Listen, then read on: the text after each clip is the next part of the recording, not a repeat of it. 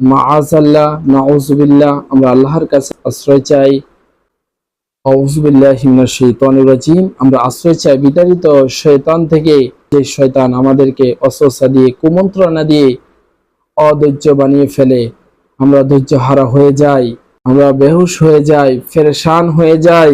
তো পবিত্র কালামুল্লাহ শরীফের মধ্যে আল্লাহ তাআলা বলেছেন, আর আহুস্তাগনা, মানুষ নিজেকে উল্টা দেখে। তো আমরা সবসময় উল্টা দেখি, তো এই জন্যই আমরা অনেক সময় ধৈর্য ধারণ করতে পারি না, আমরা হতাশ হয়ে যাই। আর শয়তান চায় আমরা যেন হতাশ হয়ে যাই, আমরা যেন হতাশাগ্রস্ত হয়ে যাই। হতাশা হলেই আমরা যে কোনো একটা বিপদ ঘটাতে পারি।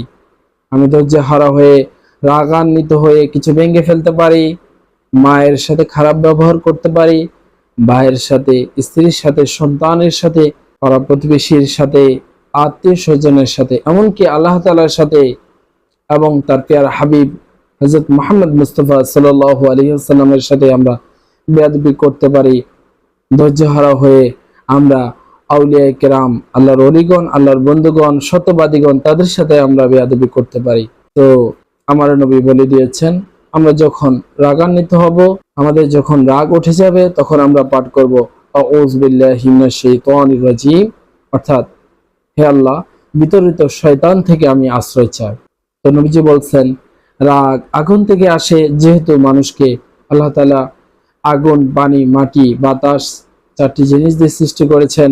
মানুষের শরীরে যখন আগুনের প্রভাব উঠে, আগুনের প্রভাব হয়, আগুনের প্রভাব আসে, তখন মানুষ রাগ হয়।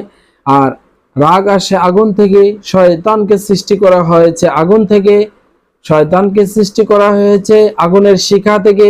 তো রাগ উঠলে আমাদের চোখ মুখ লাল হয়ে যায়।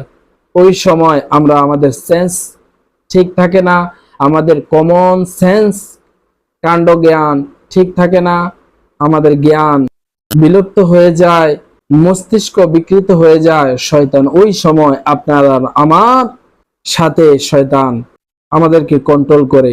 তখন শয়তানের হাতে কন্ট্রোল চলে যায়, শয়তান যা বলে আমরা তাই করি। নাউজুবিল্লাহ, আমরা আল্লাহ তাআলার কাছে ক্ষমা চাই। তো নবীজি বলেছেন, তোমরা যদি রাগ এসে যায়, তুমি যদি দাঁড়িয়ে থাকো, বসে যাও। আর যদি বসে যাও, তাতে যদি রাগ না থামে, তাহলে তুমি শুয়ে পড়ো। তাতে যদি রাগ না থামে, নবীজি সাল্লাল্লাহু আলাইহি ওয়াসাল্লাম, দো জাহানের বাদশা নবী, কামলিওয়ালা নবী, উম্মতের জান, উম্মতের প্রাণ, উম্মতের জন্য নবীজি কেঁদেছেন, উম্মতের পেরেশান ছিলেন। ওই নবী রাহমাতুল লিল আলামিন সাল্লাল্লাহু আলাইহি ওয়াসাল্লাম বলেছেন, তুমি আল্লাহর নাম নিয়ে, রাসূলের নাম নিয়ে বিসমিল্লাহির রহমানির রহিম বলে ওযু শুরু করে দাও। ওযুর 4টি ফরজ আদায় করো, ওযু করো। আর ওযু দ্বারা, পবিত্র পানি দ্বারা তোমার শরীর ধৌত করো। কারণ আগুনকে তো পানি দিয়ে ঠান্ডা করা হয়, যার মাধ্যমে তোমার শরীর ঠান্ডা হয়ে যাবে, আগুনের প্রভাব চলে যাবে, তোমার রাগ থেমে যাবে। আরো হাদিসের মধ্যে বলেছেন, অথবা তুমি মাটিতে শুয়ে পড়ো,